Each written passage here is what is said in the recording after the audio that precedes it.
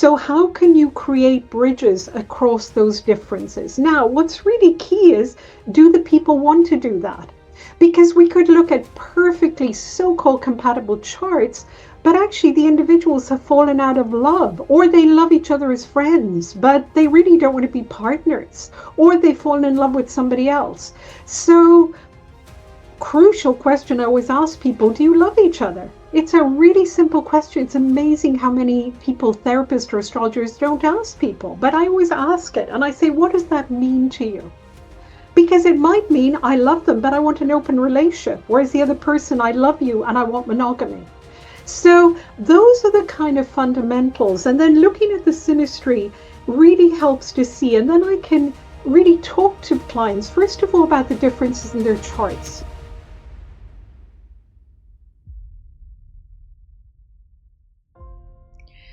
Have you ever felt like love is trying to teach you something deeper, but you keep missing the lesson?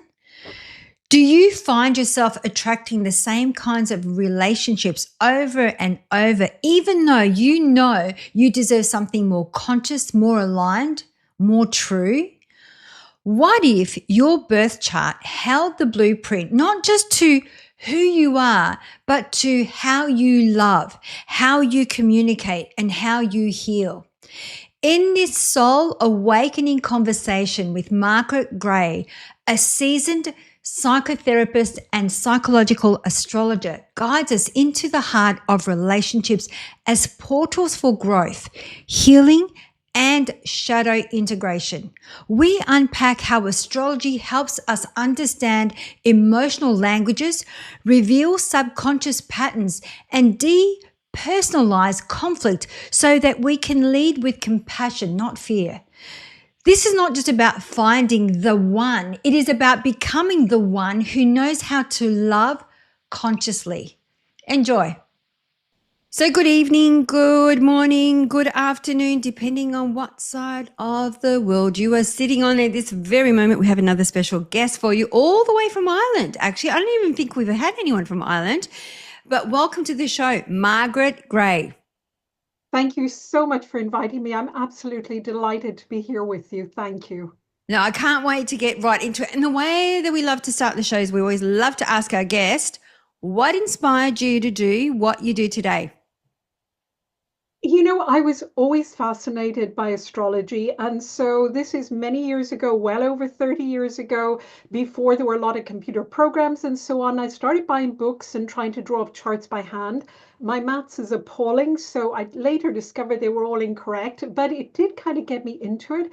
And then I started an evening class in the UK with a psychological astrologer, and we studied for about 6 years, the same group. And then I studied at the CPA in London. But the funny thing was, I discovered a few years after I started studying that my aunt in Italy, because my mother was Italian, had actually been an astrologer for many, many years. So when she and I reconnected, because there'd been a big falling out with my mother years before, but when she and I reconnected, we could talk about astrology, which was just wonderful. That's amazing. So how do you, obviously being a psychotherapist, how do you incorporate astrology into your day-to-day works with your clients? That's such a good question. First of all, I've got three hats on. So I've got my just psychotherapy hat on, my just astrology hat on, and then the two come together. Some people want both together, some people want to keep them separate. But one of the things I always do with my psychotherapy clients when I give them a contract is I ask them whether they agree to me having their birth data and looking at their charts in the background. Most people say yes. So when I'm actually doing psychotherapy with somebody, I have their charts in front of me. And I've always spent a little bit of time looking at them. And the reason for that is because it helps me to know, for example, Mercury, where is their Mercury? If I know where their Mercury is, then I know what might be the easiest way for them to absorb information. There's no point in me, somebody has a Mercury in an air sign aspecting Uranus. There's no point for me leading in with, how are you feeling? Because what I'm going to get is that rabbit in the headlights look. So knowing that can really help me to know how to navigate. I don't tend to bring it into psychotherapy unless people really want the two together, because astrology brings us into our head and away from our feelings. And really, with psychotherapy, I work a lot with feelings. So I try to keep people in that. But occasionally, clients will say, look, can you tell me a little bit about what's going on in the chart? So I'll set aside a session with them and we just look at the chart. I So love that. it's fascinating, and sorry, one more thing that I didn't say is you'll have a problem keeping me quiet. Us Irish love to talk, but with relationships, astrology is fantastic. When I'm working with couples, looking at their charts together, that is an amazing tool. So with psychotherapy, you're working it with from a psychological aspect, that using astrology or not astrology, but also with couples in relationships. Yes, I do a lot of couples work, and when I'm working with couples therapy, it's so useful to have their charts and to look at the synastry between them to see where are maybe the sticking points, where is the ease. Also, it helps me to know what their transits are. What phase are they going through? If one person in a relationship is going through maybe the Uranus opposition when they really need a lot of freedom, a lot of space, it can be helpful to explore that. It kind of gives me a lead into saying, hey, I'm wondering if at the moment you're kind of feeling like you need a little bit more space than usual. And that opens the door often for people to say, oh my goodness, yes. And it's nothing personal for my partner. And I think that's the great thing about astrology with couples is it depersonalizes it. It's no longer like, oh my goodness, you're sucking the living daylights out of me. And it becomes more like your moon is different and you're going through a different transit to me. Or, you're icy cold and you don't care about me. It's more about like, hey, your needs are really different. How you show affection is different. And people suddenly think, oh gosh, maybe it's not that he or she doesn't love me. It's actually that just how they express their love is very different. And it changes, right, depending on the cosmic weather at the time, which I love that. I would love to. So there's two parts: the relationship part, and there's obviously the psychological part. I'd like to maybe unpack first the psychological part. What are some of the commonalities that you've seen working as a psychotherapist, looking at somebody's chart from a psychological point of view? Well, the chart is kind of a shortcut. It's a tool. First of all, I see astrology as a tool. In case anybody out there is thinking a belief system, it's not a belief system, it's a tool. And it's a very useful tool, but it kind of cuts through a lot. And that's why I think for me, I have to be very careful with psychotherapy not to get to cut to the chase quicker than where the client is at, because it's the client's process. So it's always a tool to have in the background to see what is going on. For example, what can be very useful is if a client is going through a deep depression. And that can be an incredibly scary experience. And a feeling, part of it can be the feeling of like, this is never going to end. I'm going to be in this forever. If I can see a transit on their chart, maybe a very heavy Saturn transit or a very heavy Pluto transit, it gives me a better sense of the timing, the potential. And if they're open to exploring astrology, I can say, well, look, in terms of the planetary energies, let's look at this and look at this journey into the underworld, but also know that there's an end in sight, even if it's a year down the road or 2 years down the road.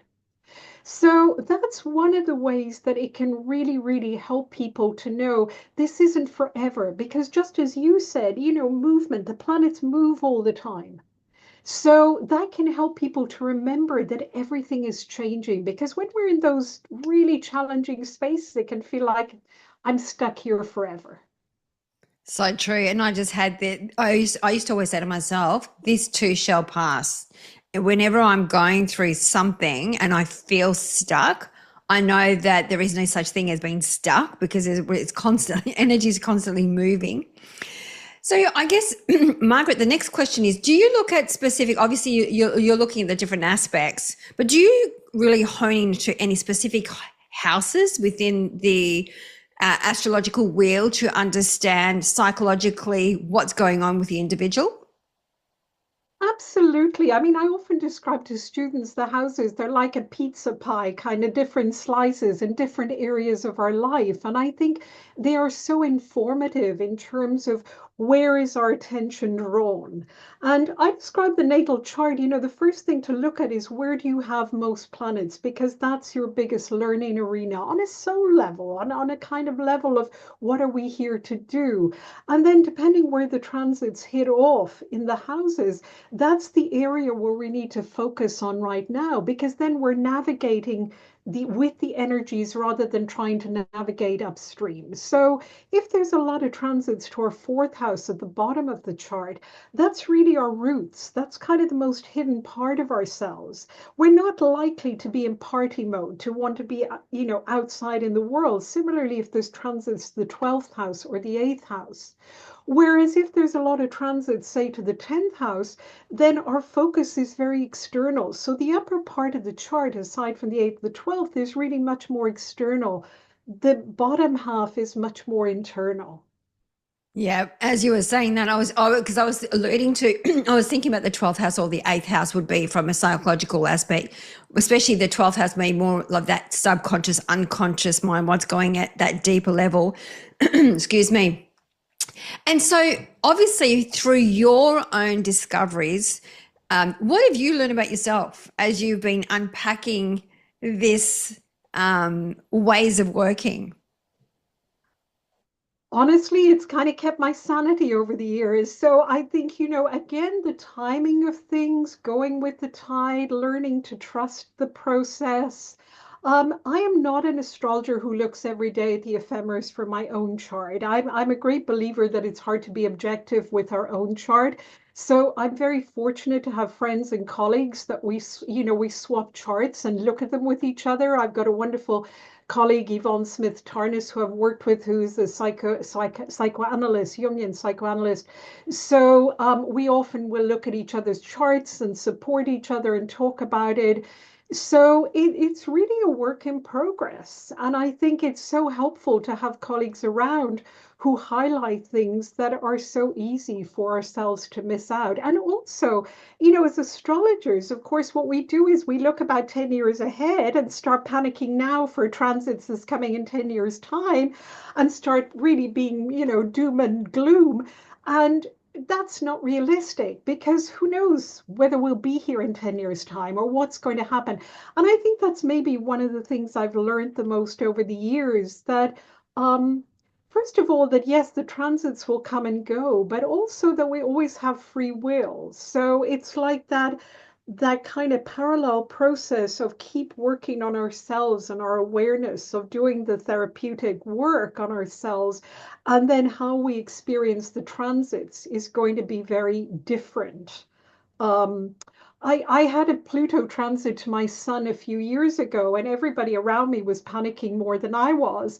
And actually, it really was okay. There was a lot of internal shifts and changes that happened for me, but I can't really say it was kind of, a volcanic experience the way often Pluto is described. And that taught me an awful lot about it really depends where we're at. I've had other minor transits that I thought I'd fly through that were actually really, really tough. So it's really learning. I mean, learning about ourselves is an ongoing process, but to have the tool of astrology has been so helpful because if I'm going through a phase of maybe feeling particularly kind of, I don't know, angry, frustrated, or feeling stuck, then I look at my chart and I think, okay, that kind of makes sense. How do I work with this? How do I work with Saturn so that I can manifest something? Maybe this is the time to focus on my writing rather than on doing lots of talks and so on. So that's where it's really, really helpful. It is really about how you dance with your chart. And I think that's where the free will comes into it, right? Just because and I always think you don't really know what. I never go too far ahead anyway, because I like to live in the now, in the present moment. Sometimes I might have a peek back as to like, oh, okay, now it kind of makes sense as to why this happened or what was going on for me at the time.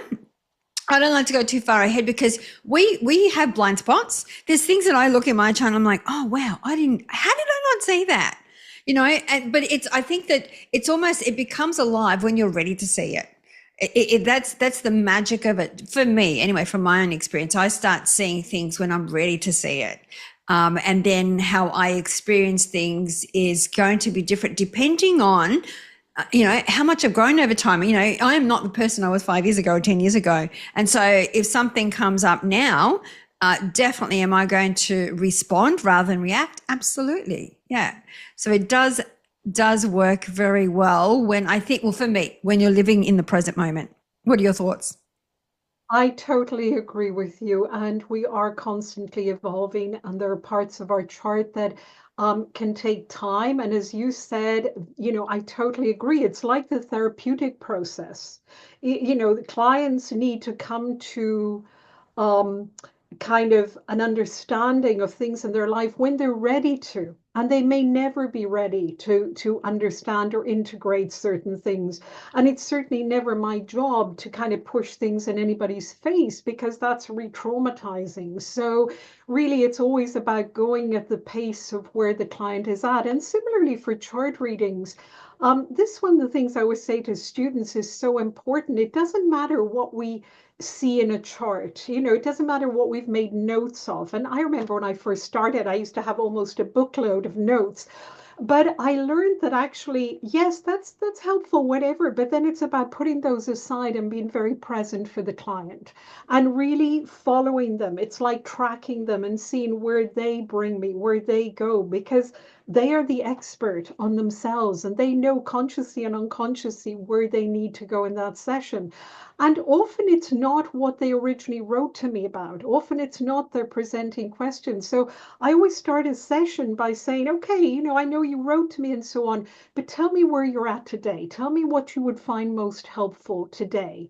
And that kind of opens the space for people to share and to start the process of kind of navigating through their chart.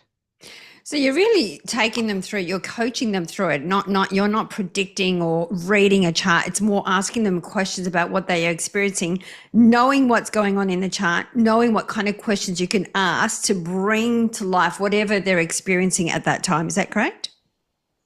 In part it is, in part it's also reading. I don't do predictive work. I really do more analytical work. So mostly really I attract clients who want to understand themselves better, who want to know why they're stuck at this point. A lot of people get stuck with career, with relationships, with children, with all kind of family dynamics. So it's really helping them to understand. And some people also want to go back in time in terms of, family dynamics that maybe haven't been healed and are connected to their current time. Some people don't.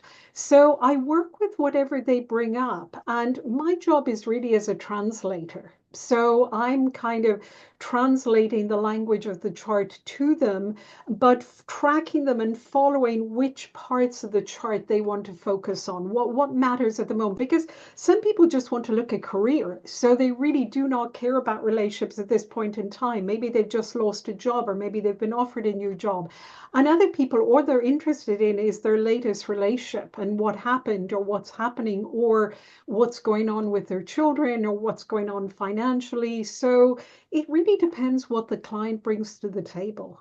And I think this is a good segue to maybe move into the relationships, which I'd love to really understand, because I know, and I've seen it more so since over the last few years, there's been definitely a lot more separations. And I think that's probably even like to do with the whole Aries and, it's all about me, and then the Libra axis where it's about what, the South Node was in Libra is a lot. So I saw a lot of those people letting go of their relationships, and they're more about what is it that I want out of life. But when you were talking about working with somebody's chart, it sounds like you save a lot of relationships doing this work with individuals. And because you see this, I've seen this. There's also people that are split up and then years later they get back together. It's because obviously in that time, obviously they were not aligned. They were going in opposite directions.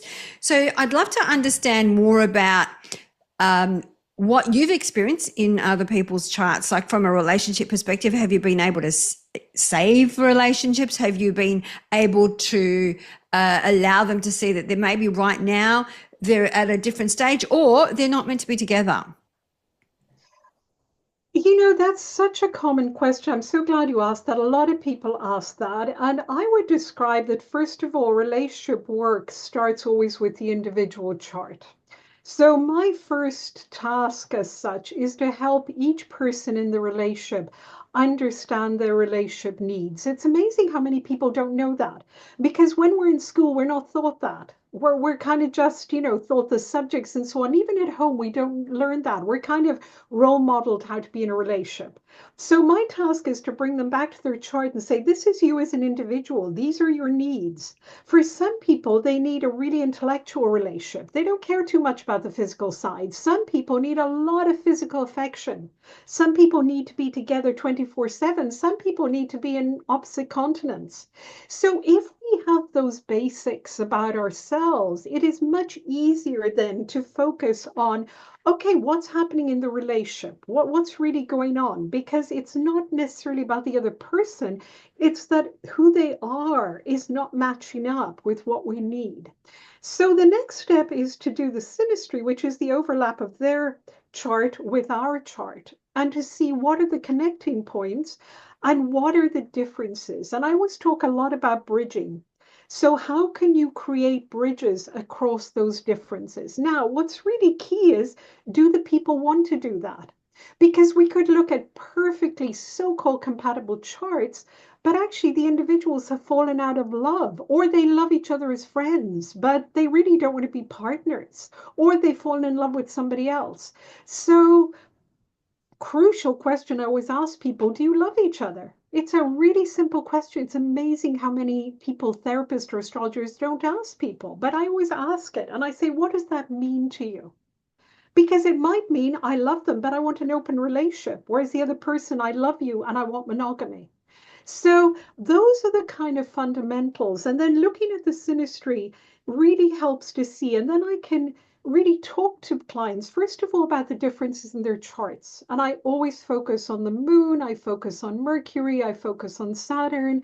The moon is our emotions. If we don't feel emotionally met, it's really hard to be intimate with somebody. So that is so fundamental. And yet we focus so much in astrology on sun signs. Sun signs are great. We can be great friends with somebody whose sun aligns with us. But if we want to shut the door and have that kind of deep emotional intimacy with somebody, which is part of being intimate with a partner, our moon signs need to understand each other. And if there are huge differences, we need to understand how to create those bridges. So if somebody has a moon in Pisces and the other person has a moon in Aquarius, those are really big differences. And we need to understand, because we tend to try to meet people's emotional needs from what we want ourselves. So if our child has a moon sign that is different to ours, we don't often realize that child has very different needs. Similarly with a partner. One example that I often give, because I've got permission to use it, is a friend of mine who has a moon in Taurus. And moon in Taurus needs a lot of affection, needs hugs, cuddles. That's what's comforting to her. Her child has moon in Gemini. So her child used to come home from school upset, and the mum used to give her a hug, and the child would push her away because it was like, I don't want a hug. I want to talk about this. But of course, the child couldn't articulate that. So the mother felt pushed away, so she would retreat. The child felt rejected, and it was a lose-lose. And I sat down with the mother one day and I said, but your moon is so different. I said, what you need isn't what your daughter needs. I said, try sitting down with her when she comes home from school. Try saying, hey, tell me about your day. And sit away from her. Don't sit too close to her. She did that, and her daughter just started talking nonstop. So those are some of the things. The third step in relationship astrology is the composite chart. So it's really looking at the composite is the chart of the two merged together. Imagine you've got, you're baking a cake and you've got these different ingredients. That's the composite chart.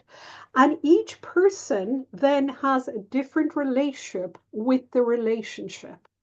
And that's where things can go askew because the relationship chart can be maybe, lots of air and fire, whereas the individuals are lots of earth and water. And so they're wondering, but when we met, we got on so well, we had a great time, and now we're living together and it's like we're with strangers. So, going back to your original question, which was, do I save relationships? No, my aim is not to save them, but my aim is to hopefully help people understand each other better. So, whatever decision or conclusion they come to, it's an amicable one, it's a respectful one, it's a loving one, rather than that antagonism, and rather than both people leaving feeling unloved, uncared for, rejected, which then they carry all that baggage into the next relationship. So that's a very long answer to your question. I know, I love it. And I love the fact that, because, it's true. When, I always say, when you first meet somebody, you think the sun shines out of their crown chakra, right? It's this conscious relationship. You're conscious because you are consciously aware of how I speak, how I act, what I eat, what I wear, how I smell, because you're conscious. But then let's call it the honeymoon period, when that passes away or passes, when you get through it, then you'll be, or the unconscious stuff really comes through. And this is when a lot of people go, my relationship is not the same that it was a year ago. And I love the fact that you look into the moon. And I even love the fact that you talked about the different phases of love. Because yes, you can fall in love. You can then, love somebody as a friend. So you love them, but you don't want to have a relationship. And even that in itself takes time to be able to both agree to that. That's not always easy because I don't see that. I see the opposite, to be honest, Margaret. I see people when they break up, it's like, I don't ever want to speak to you again. But it's beautiful to even have the understanding that there are different, you have different needs. So I love the fact that you say that. What I'm intrigued about is the reoccurring patterns. And I see this in relationships, including myself. We have this timeline. And when it comes to relationships, it's the reoccurring patterns, different partners. I've only had 3 in my time, but the same patterns, right? So the only common denominator is me. So I can't blame my partners because it is me. So then it is about what is it that I know a lot of people like that have got the same patterns, just, always a different year, a different person, just same shit. Sorry for even using that word, but it's that same, So what do you do?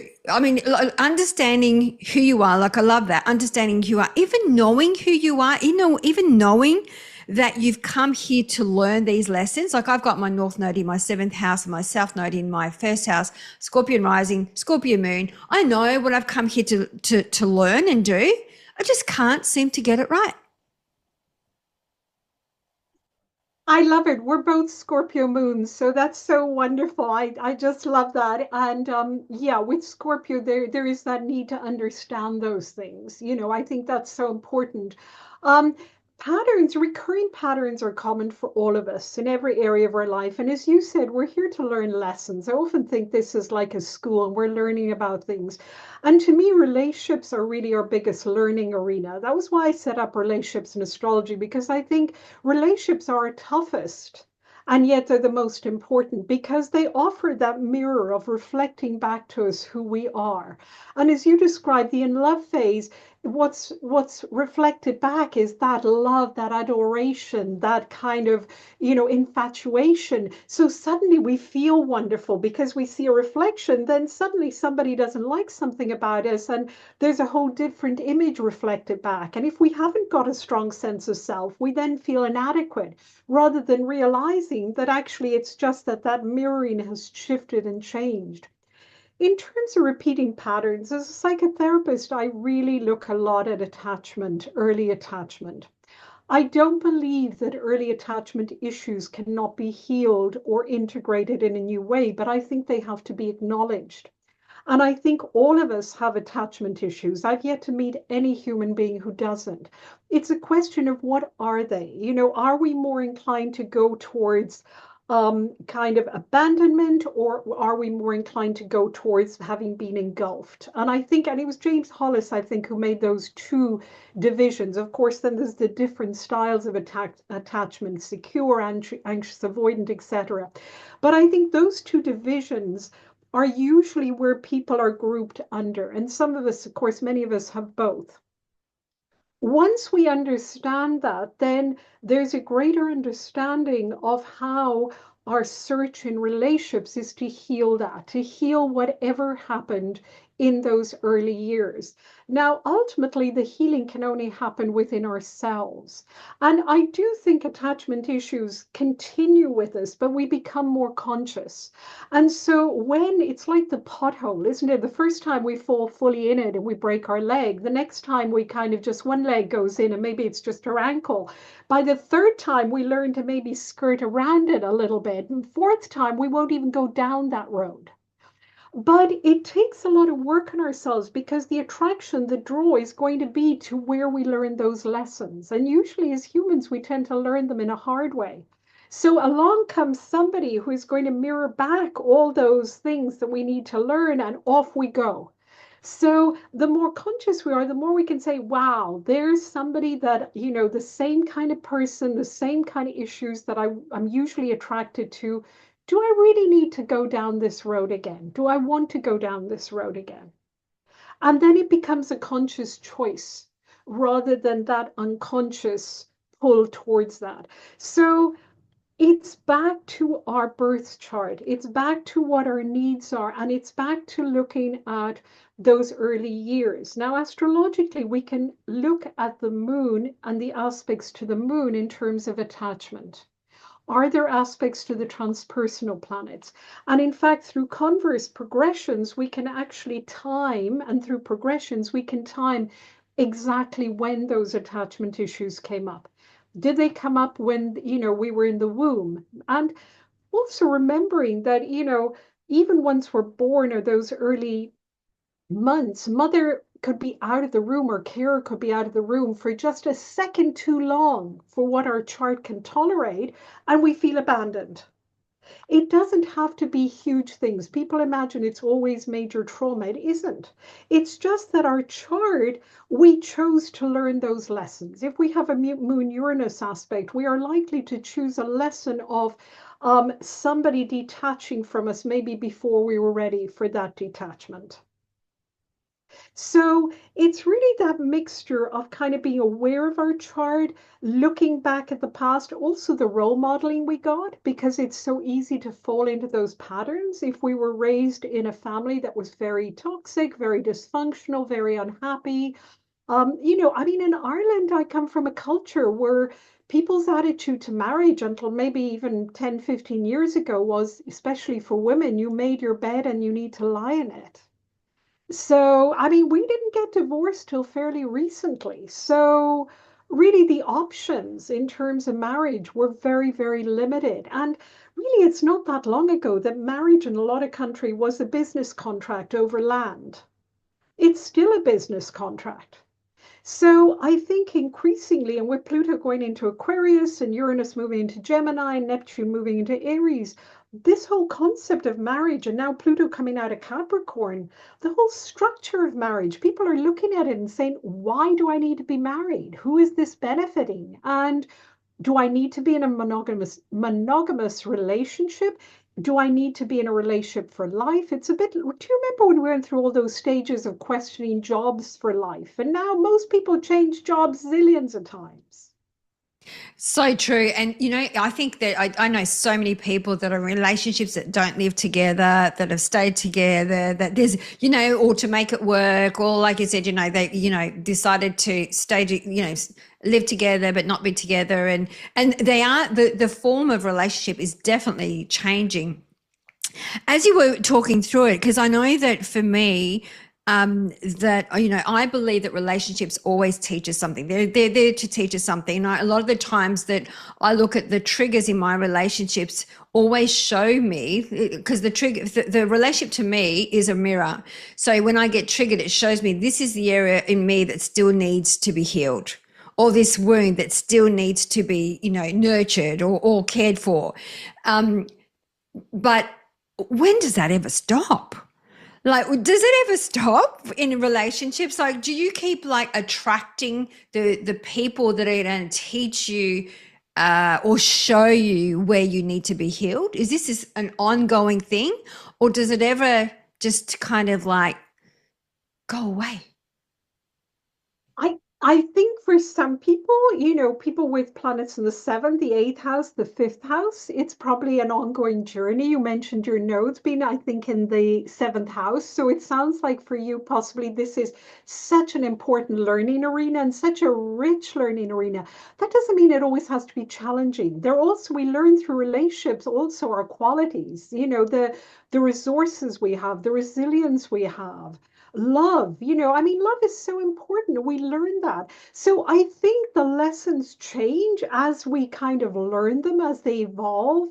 And I think over time they change. And I think when we've learned a lesson, and maybe when both people have learned a lesson, although I think for some people, they keep learning lessons with the same person, and a relationship can go on a lifetime.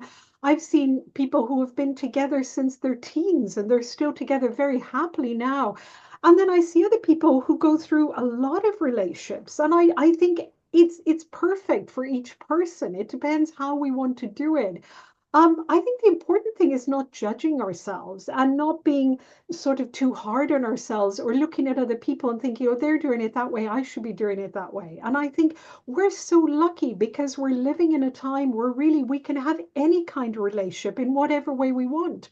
I remember, again, I have permission to use this story, but I remember a colleague many, many years ago who had Uranus in her seventh house. And Uranus, of course, needs a lot of freedom in the seventh house.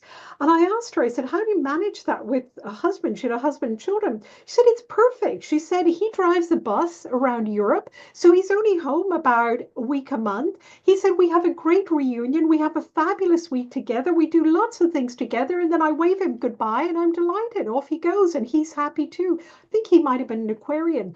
So really, it's about finding somebody whose quirkiness works with our quirkiness. And where we learn lessons, but that we learn them in a way that is compassionate and loving. And I think that's the difference between trauma bonding and going through challenges together. And I think there's a lot of confusion between passion, soulmates, and trauma bonding. And that's where it gets tricky, because if people are in a trauma bond, that's where really that can be pretty hurtful. Oh, talk me through the different ones. So trauma, so what, they get stuck in a loop of trauma? Are they repeating patterns or? Often trauma bonding, I describe it that often it's easy to recognize when the first connection with somebody or the biggest connection is similarities in abusive childhoods. Most of us have had some kind of toxicity or abuse in childhood. But when that is the attraction and there's a feeling, it's like two jigsaw puzzles that fit together. And what happens then is that the connection is the abuse, the dysfunction. And so both are triggered within that, and it becomes very hard to pull back from the trauma. So what I always advise people when they're in that situation is both to do their own individual therapy and work through their own trauma.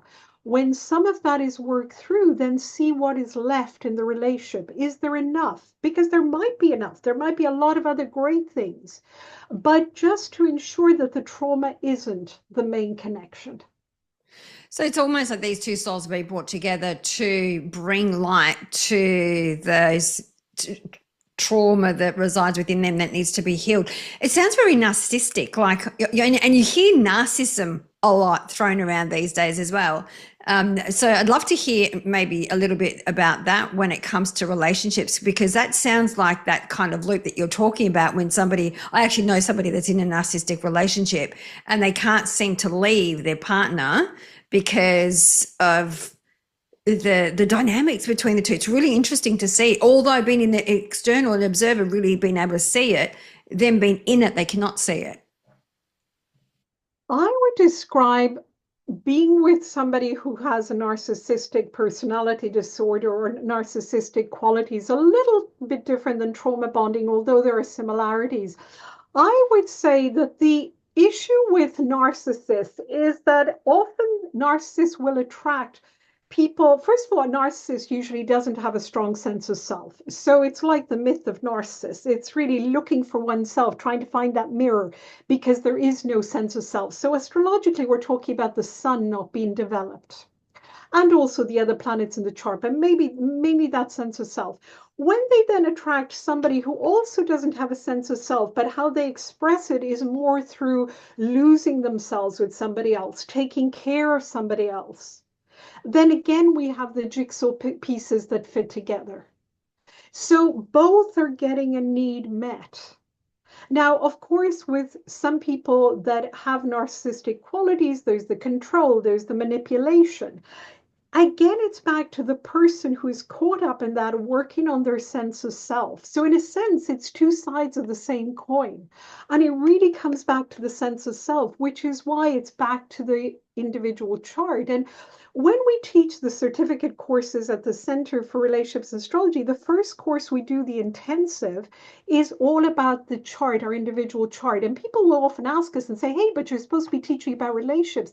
We say, yes, but this is always the starting point from a relational perspective. So looking at your sense of self, the sun, not in terms of your career, what you do in the outside world, but how strong do you feel inside about yourself? And that's where what psychotherapy is really about. It's kind of really helping us to connect with another person who is an outsider as a therapist who reflects back who we are and helps us find who we are in a deeper way, in a more real way, rather than our friends who say to us, hey, I didn't like what you did there, or I really loved what you did. You're such a wonderful person. So they're giving us feedback from their perspective. Yeah, I was just thinking about what you and I were speaking about before we came on the show, from a psychological point of view, obviously with the academy. And I'm just thinking about some of the things that we've experienced at the academy, that a lot of the times the way the individual's feelings, actually not their feelings at all. It's actually there's somebody else's feelings that are being imposed on them in the imprinting phase. And so sometimes, a lot of the times when you ask somebody, what is it that you actually want? They can't even articulate it because they are so there's so much distance between what they're feeling, who they truly are, compared to who they think they are, because it's been programmed into them for such a long time. And I'm sure you see this too in your practice. Absolutely. It's back to that sense of self. It's back to knowing, who am I? And so many people don't discover that till the midlife transits. I think because Pluto, Uranus, Neptune really wake up, trigger each other. And so it's so shocking. It's kind of a rude awakening. But of course, midlife transits are kind of also help resolve unresolved adolescent transits. And when you think about adolescence, that's when we first start questioning, who am I? And we look for that in our tribe. We move away. So it's the phase of separation and individuation. If something happens in the phase of separation individuation when we're young, whether we're children or especially at adolescence, for example, very controlling parents or very liberal parents, then it's really hard for the young person to discover that sense of self. So a lot can happen. And then suddenly at midlife, people are like, I don't know who I am. What am I doing? Who am I with? Where am I living? I don't like any. So then it's the Thelma and Louise scenes of going off in a car together to figure out who we are, which is totally fine. So I think now you mentioned emotions. Emotions are so interesting.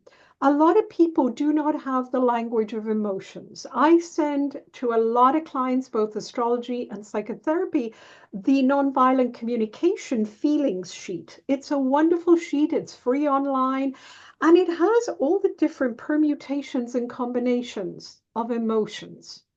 And people don't realize it. A lot of clients are like, wow, there's a lot of feelings here, aren't there? And I'm like, yeah, why don't you try ticking those off every day and noticing the differences, the nuances?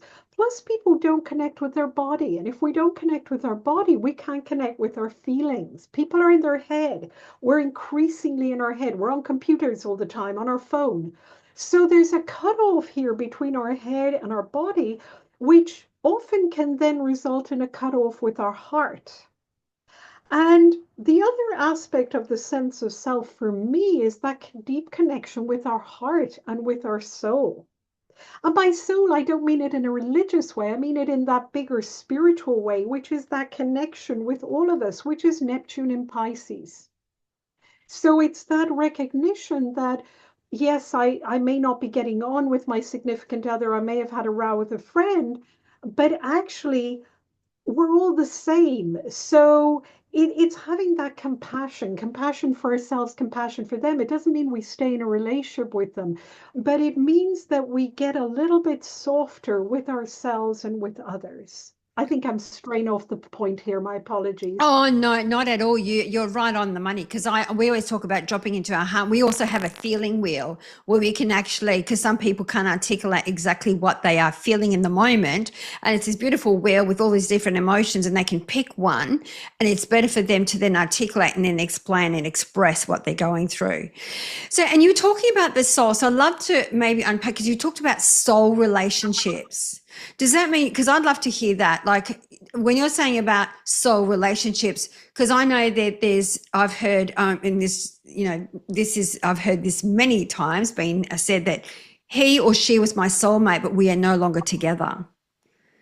So talk us through that when you talk about soul relationships. I think that's such a hard one to know because we don't know. I think I have my interpretation. How I would describe it is more how can we all create soul connections with each other? And this is based on Gary Zukav's work, where he talks about soul connections, soul relationships. And I think as humans, we kind of forget about that soul aspect of ourselves. But when we kind of reconnect with that and we try to, we create relationships that are based on a soul connection, then I think regardless of disagreements, there is still a connection. And I think for some of us, there are also karmic connections. I mean, I think for all of us, I do believe in past lives, and I think we've all been here numerous times.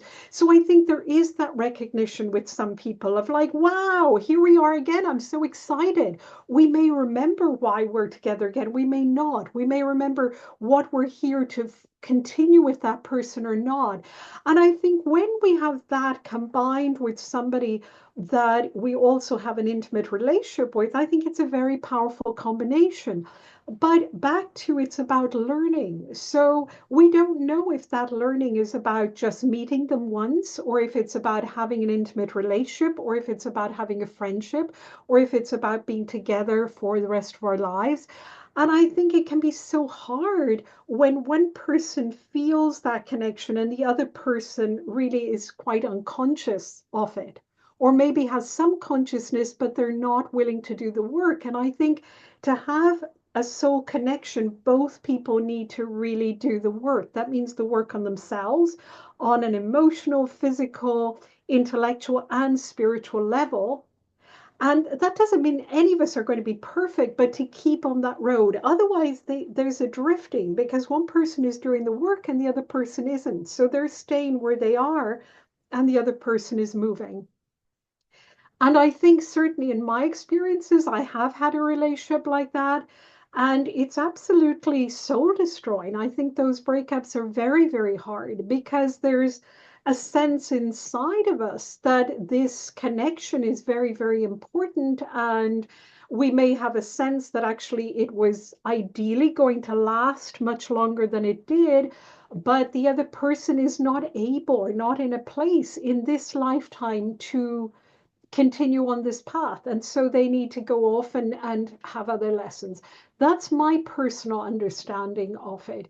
But I also believe we can all have soul connections with each other by being very conscious. And that's a work in progress. There are some days when somebody cuts me up in the car and I'm just ready to put my foot on the horn and really scream at them out the window. So I think we also have to give ourselves some grace. It's not easy. I love that. We have actually had Gary Zukov on the show, and what an amazing human being. So when you're talking about the soul, because I know for me, like I'm very much I definitely over the years my pink colored glasses or rose colored glasses have definitely changed a little, because I used to be very much like, oh, you're a soul and you're here to experience life just like me, and you're not really who you think you are, and you're beyond that. And so you become very forgiving, and to at what cost, to at what consequence. But what you're saying is, from what I'm understanding, is that really, because really if you're thinking about it, we're all here to have a soulful experience, and we're all connected in some way, shape or form. It's just that some of us have come back here, because you can still have a soul relationship and not be together, but knowing that time it served a purpose, you still have a connection, a soulful connection, but you don't need to be together to have a soulful connection.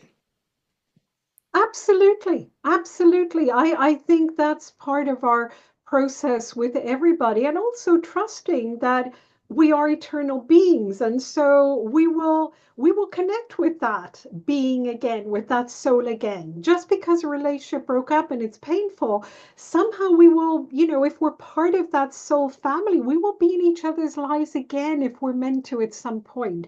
So I think it's getting that bigger picture and trusting that bigger picture, um, which is not easy when we're in the middle of something that, as humans, we're like, yeah, but I want that person, I want them now, and I want this kind of relationship and whatever. And trusting that somehow this is just part of the story. It's just a chapter. There's going to be a lot more chapters.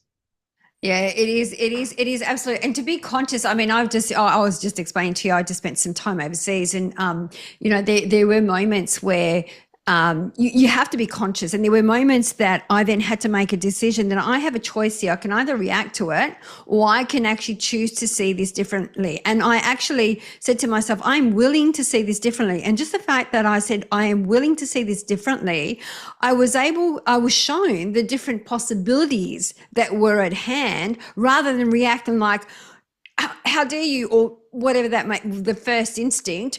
But it does take a lot of practice to be more in the present moment, to see the bigger picture and be the observer of what's taking place rather than be in it. Which I find that, I think with relationships as a whole, I think we're always in it, and we allow the emotions and react rather than be the observer and go, that's interesting that I'm getting triggered by this. Or that is interesting that this is coming up again. This is another pattern, which is where I'm at now. But it takes so much work, Margaret. So I much know it energy. does.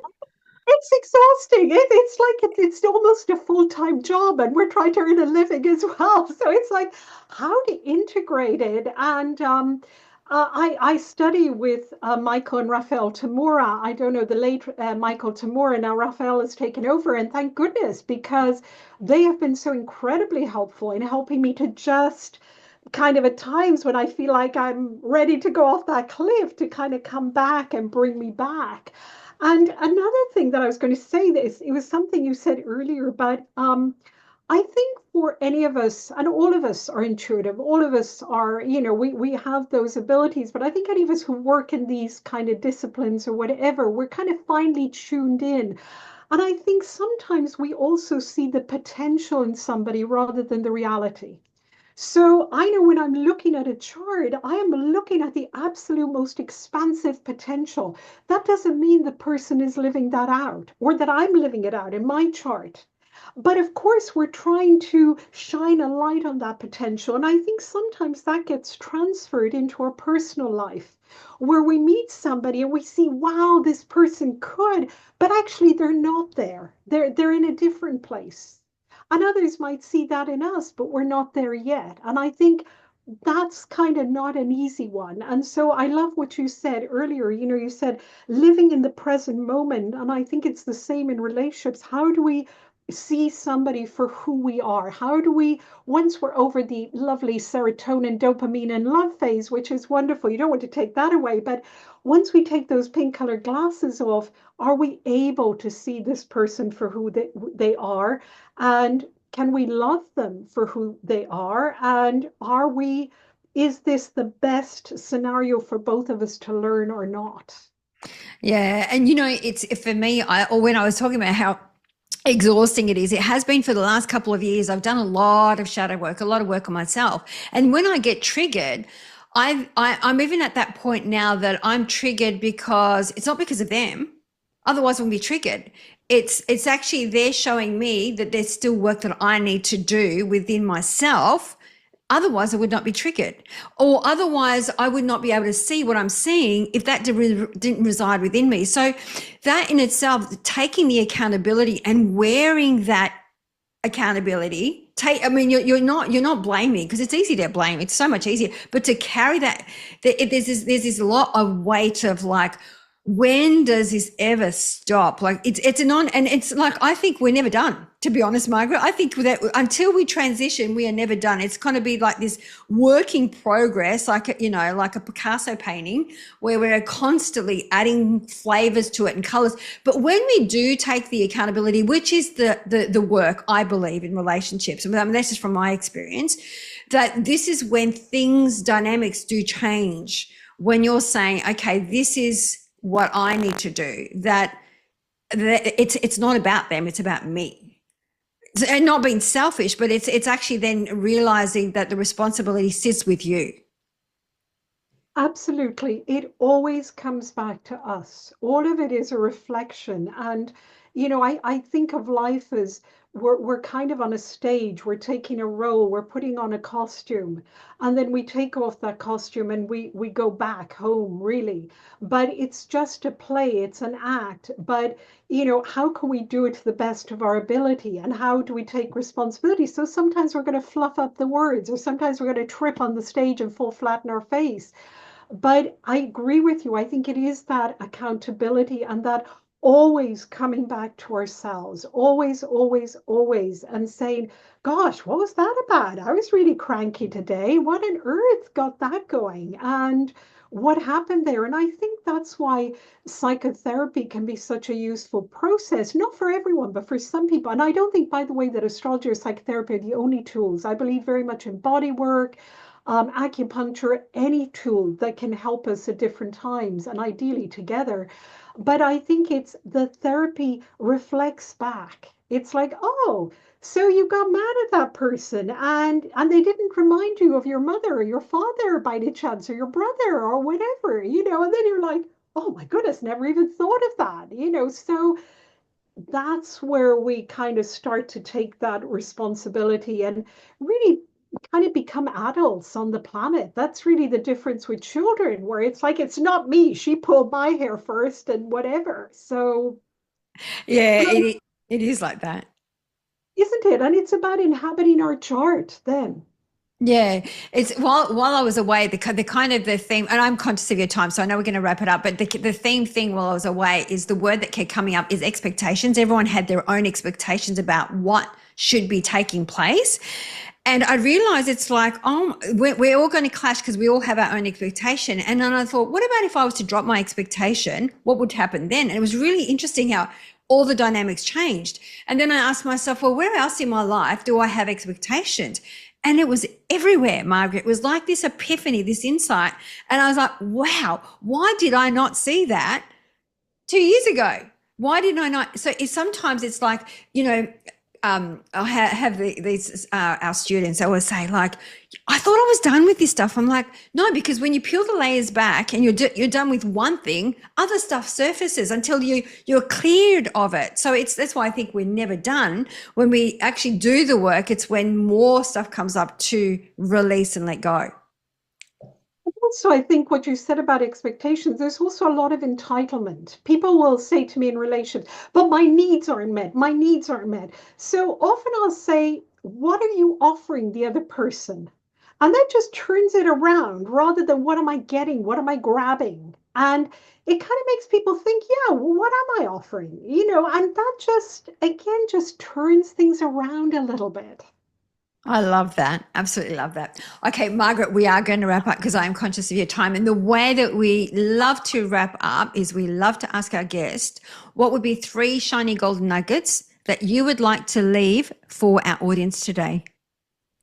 Sure. And the first one was really when considering, starting an intimate relationship, it's not about who, it's what. And that's based, as we talked about, the individual chart and your personal journey. So just to switch that around.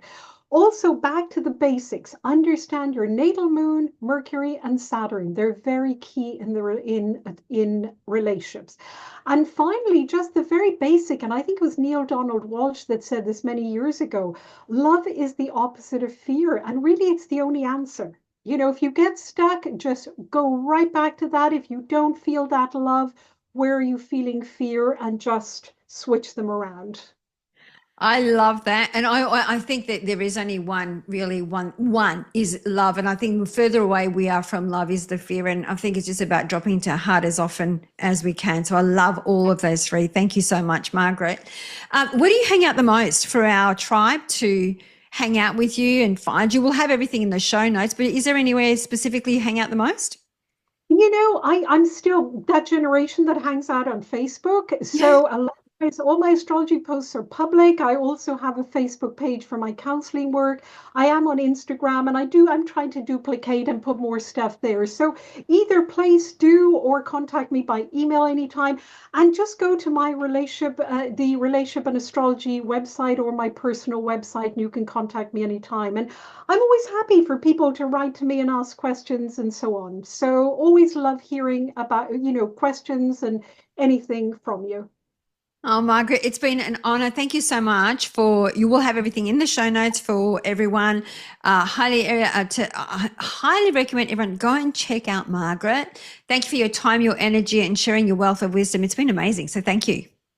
Catherine, it's been an absolute joy. Thank you so very much for your time. I know it's the crack of dawn for you, so thank you. I really appreciate your wonderful questions. Thank you very much. Thank you, beautiful. Thank you.